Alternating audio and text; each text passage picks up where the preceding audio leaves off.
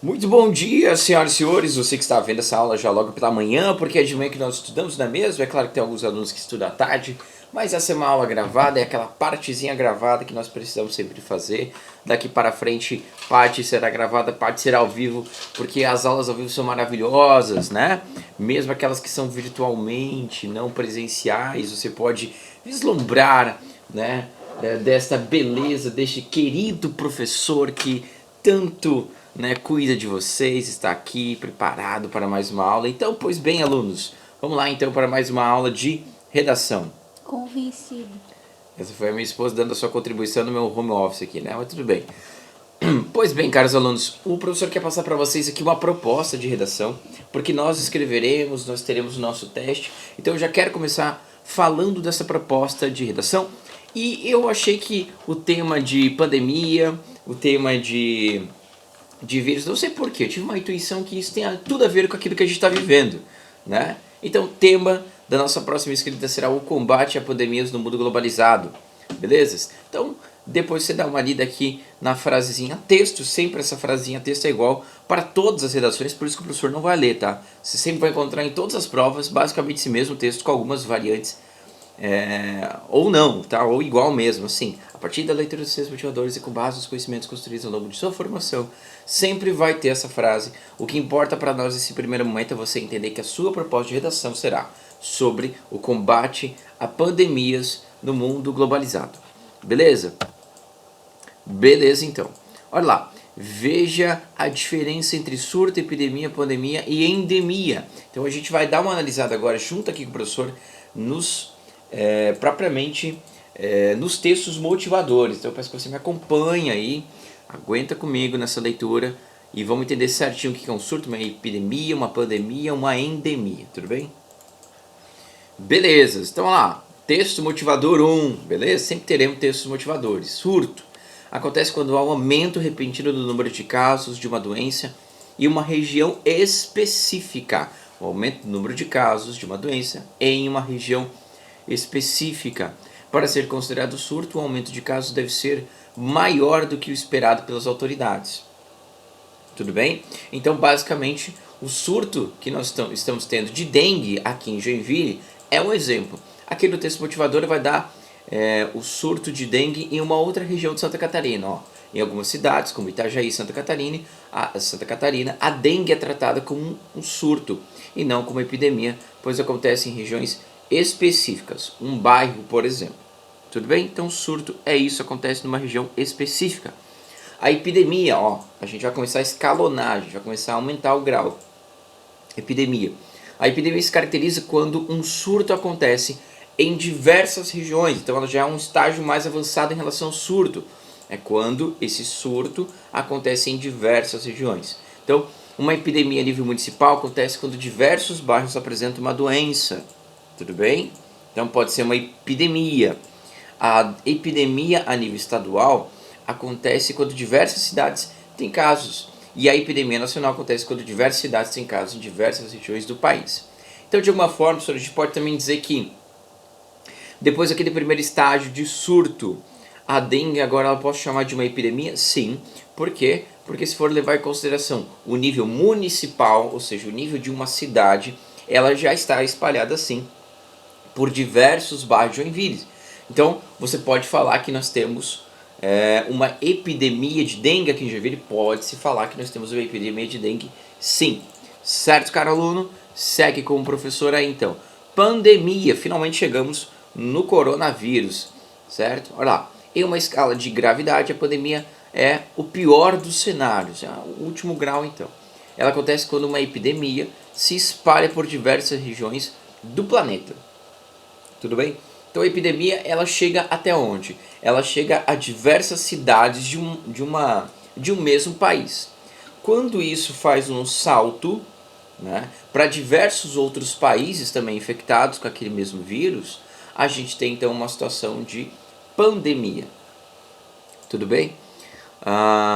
Pois bem, em 2009 a gripe A, ou gripe suína, passou de epidemia para pandemia quando a OMS começou a registrar casos nos 6 continentes do mundo. A AIDS, apesar de estar diminuindo no mundo, também é considerada uma pandemia, justamente por essa característica globalizada, digamos assim, certo? Ela se encontra em todos os continentes, em todos os países, né, vamos dizer assim, do mundo.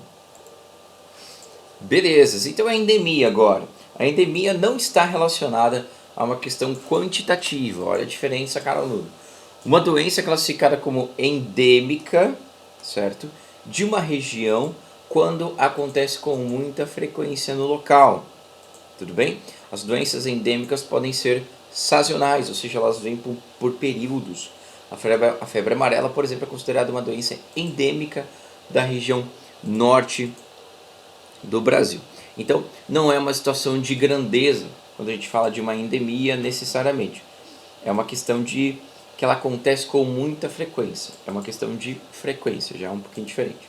Tudo bem? Beleza, então esse era o texto motivador 1. E geralmente então as bancas vão te apresentar assim. Te apresento o texto motivador 1. Vamos dar uma olhadinha no texto motivador 2. Tudo para te suscitar ideias, tá, cara aluno? Não é para te salvar a vida totalmente não, esses textos motivadores. Até porque você pode pegar uma ou duas informações dos textos motivadores. Eles estão ali simplesmente para te direcionar melhor em relação ao tema e também para te suscitar alguma ideia. O que é coronavírus? Aqui tem um nome estranho que o professor até não tinha visto referente ao coronavírus, mas está ali, né? Nomeado oficialmente de 2009, nCoV, o professor não tinha visto ainda esse nome necessariamente do coronavírus. O novo coronavírus é similar a outros dois identificados nas últimas décadas. A princípio, esse texto aqui é de fevereiro, é um texto um pouco antigo já, digamos assim, porque essas novidades em relação ao coronavírus vão se atualizando semanalmente, pelo menos. Então, até onde o professor saiba, porque até onde o professor leu, nós temos pelo menos 4 tipos de coronavírus conhecidos. Né? Na verdade, 7 tipos de coronavírus, 4 desses a gente tem, digamos assim, um contato humano. Já houve um contato humano com 4 tipos de coronavírus. No entanto, nós temos 7 desses conhecidos. Belezas. Aqui o texto traz um número menor, mas enfim. Um deles foi responsável por causar a síndrome respiratória aguda grave, SARS na sigla em inglês. Vira e mexe você ouve no jornal exatamente a sigla em inglês, SARS. Significa síndrome respiratória aguda grave, se for traduzir para o português. E matou 774 das 8.098 pessoas infectadas, e uma epidemia que começou na China em 2002, também foi na China. Outro esteve por trás, outro coronavírus, né? Outro esteve por trás da síndrome respiratória do Oriente Médio, que é um MERS, tem outra sigla aí, que matou 858 dos 2.494 pacientes identificados com infecção desde 2012 nesta região do mundo. Até o momento, entre os quase 4.000 casos notificados do coronavírus, houve 106 mortes, todas na China. Aqui é um texto motivador bem no comecinho, ainda o coronavírus não tinha nem chegado ao Brasil. O novo vírus causa infecção respiratória aguda. Sintomas começam com uma febre, seguida de tosse seca, e depois de uma semana leva a falta de ar. Ainda não há cura nem vacina. E estamos na mesma situação, pelo menos nesses últimos quadros aqui.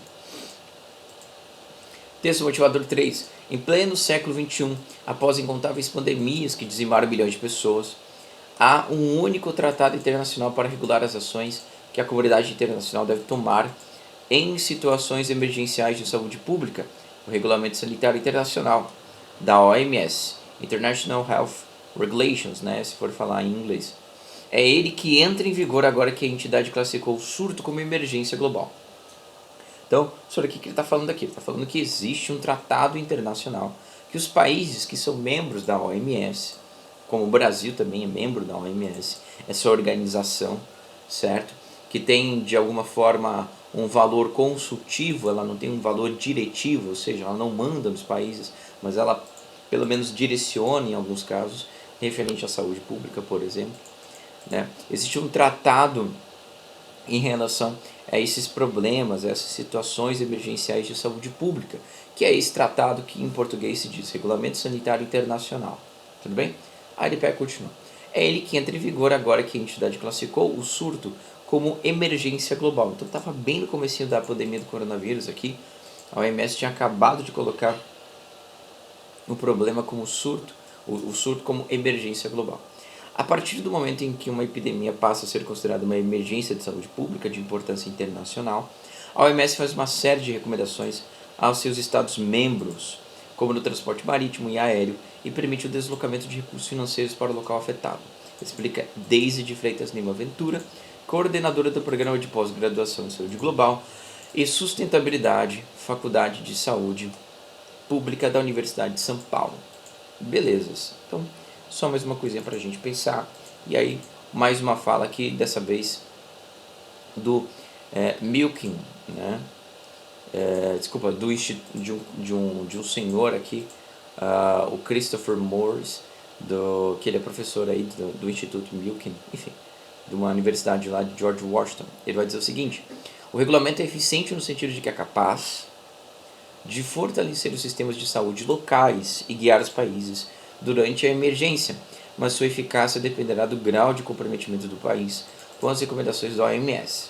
Tudo bem? Falou. Mais uma fala aí referente à regulamentação, o regulamento, na verdade, que a OMS emite. Tudo bem? Belezas, então. Segue com o professor. Aí, cara aluno, voltando aqui, eu vou deixar nesse último momento aqui, pá. Eu quero que você verifique comigo, né? O tema, então, é isso aí, combate a pandemias no mundo globalizado. Você vai ter que falar sobre esse tema, tá? Sinto muito, mas você vai ter que falar sobre esse tema. É interessante, na verdade, né? Porque a gente está falando sobre isso, a gente está vivendo isso, então vamos trabalhar, né, esse tema para que a arte imite a vida, certo? Pois bem, então, o que a gente pode falar um pouquinho referente a esse tema? Combate a pandemias no mundo globalizado. O professor quer que você verifique o seguinte: quando você recebe uma frase tema, a frase tema é isso que a banca te propôs, o combate a pandemias no mundo globalizado. Você tem que levar em consideração, para você escrever, cada uma dessas palavras. Todas essas palavras são importantes. As palavras-chave, é claro, né? Então, por exemplo, o combate. A palavra combate é muito importante aqui para nós, certo? Combate vai te levar em consideração o quê? Vai te levar algumas ideias, né? O professor colocou aqui, fez algumas anotações que quer passar para você. Por exemplo, combate me dá uma ideia de quê? Bom, ele quer entender como combater o vírus, certo?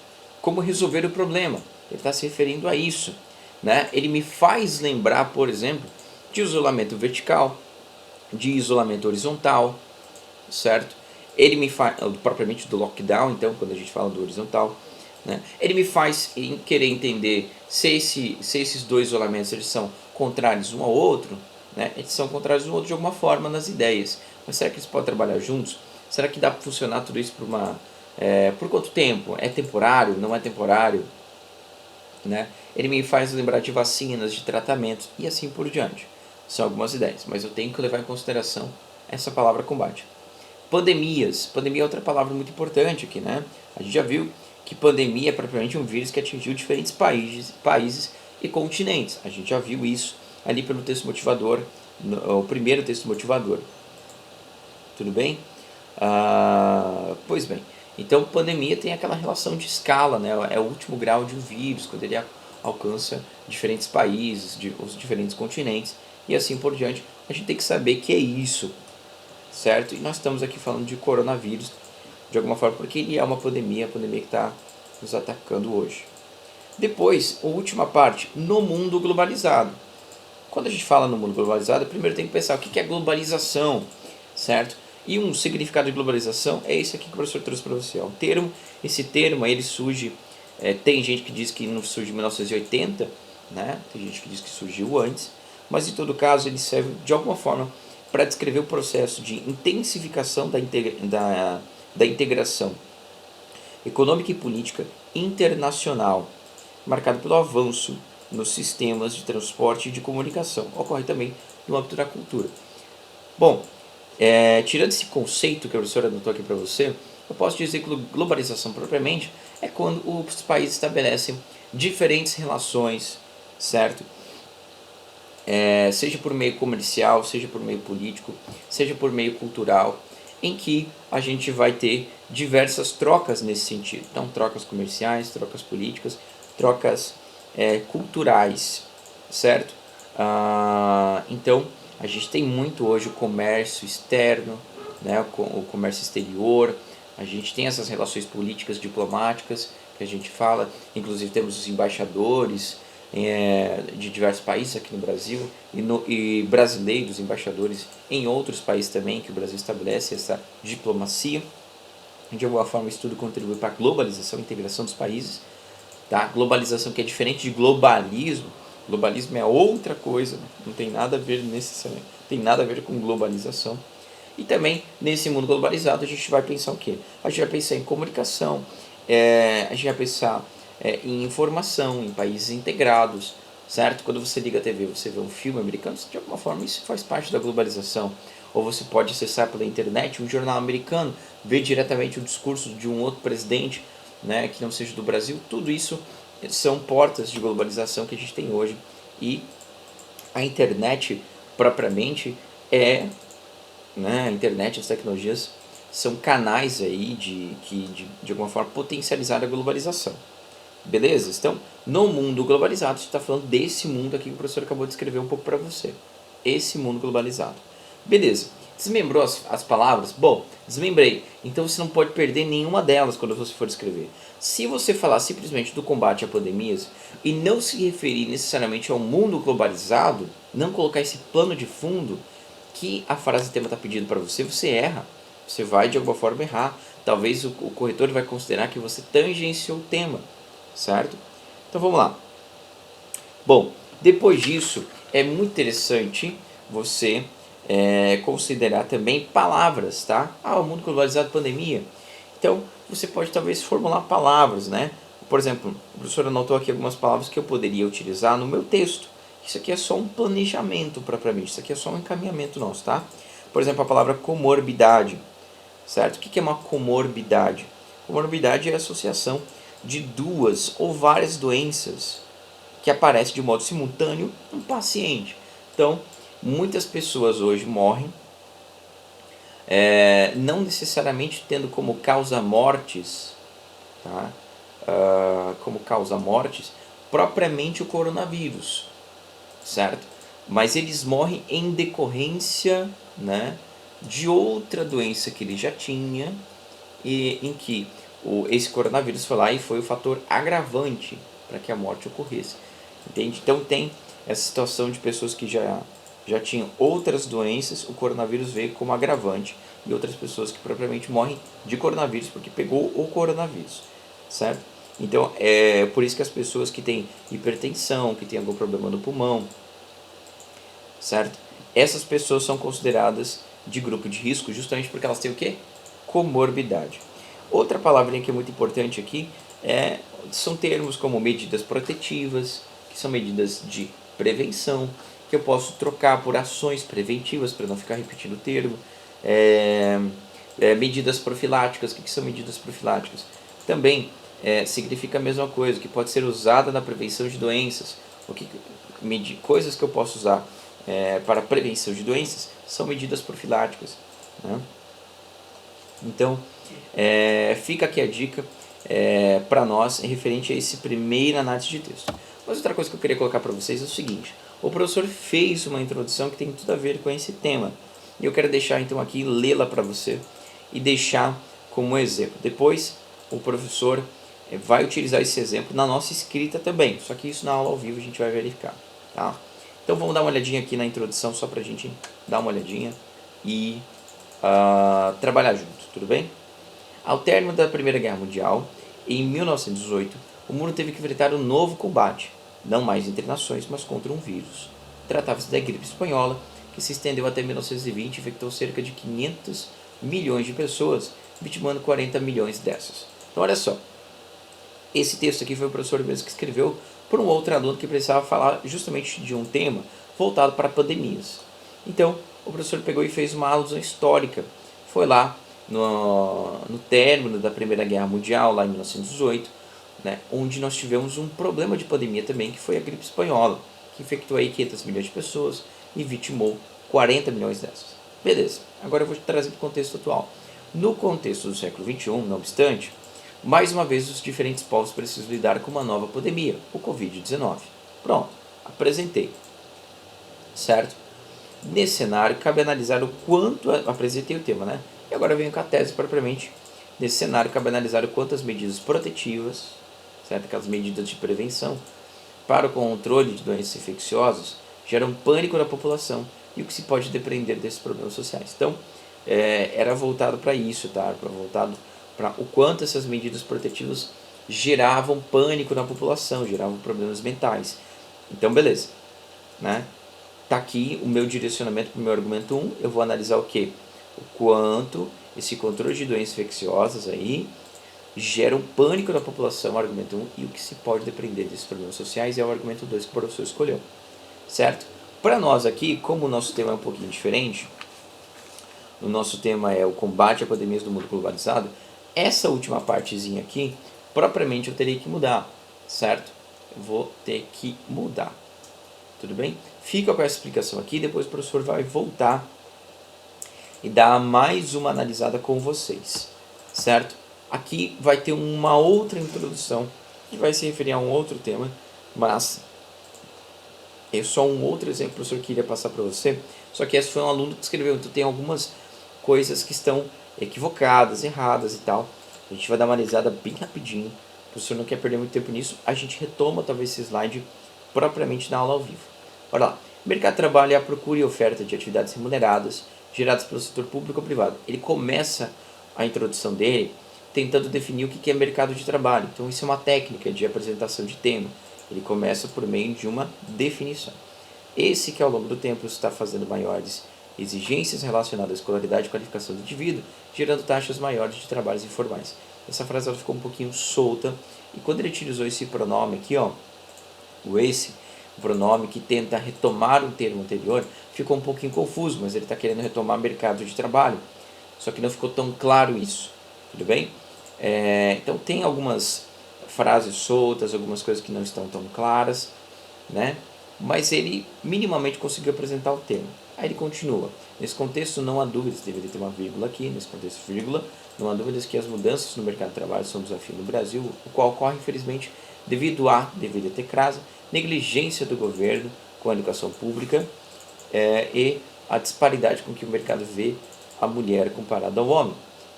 Deveria ter uma crase aqui também, nesse azinho.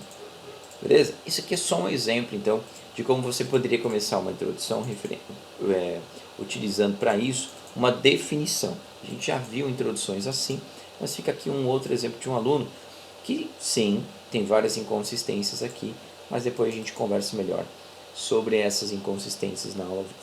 Beleza, caros alunos? Era isso então, muito obrigado. A gente continua. Beijos e abraços.